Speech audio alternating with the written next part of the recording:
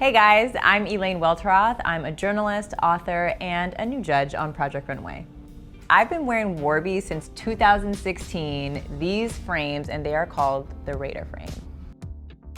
I got my first pair of glasses when I was in the first grade. I really wanted glasses because my favorite aunt had glasses. So when I went to the eye doctor, I basically lied and said I couldn't see. My glasses were literally like the size of my face, and they were bright pink, lucite frames. I was all about them in the year 1992.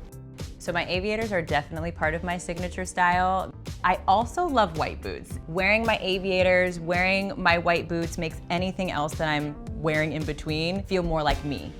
By the way, I consider my hair an accessory as well. Growing up, I hated my hair. Now I'm like, the bigger the better.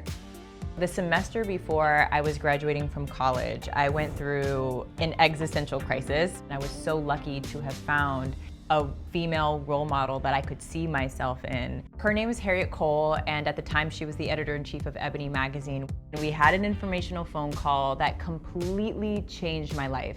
I would not be in New York. I would never have gotten into magazines. I would not even be here in this video right now if it weren't for Harriet Cole, a Black woman who was successful in media, opening the door for me first.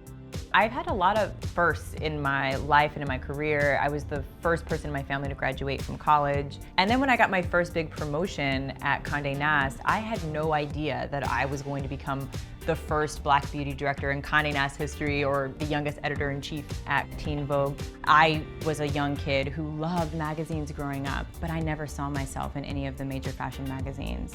When I found myself in a position to affect change and to make sure that any young girl who looks like me or could relate to me could open a magazine and see herself, that was my job. I spent 10 years of my career just fighting for a seat at the table. So when I got there, rather than just fighting for a seat at the table, I was ready to build my own table. And for me, my book, More Than Enough, is my first table. And I am so excited about bringing people together around this table to have the kinds of conversations I wish more women were having. I always say your life is a series of dreams realized. You do not have to be defined by one job title. Your purpose is multi-platform.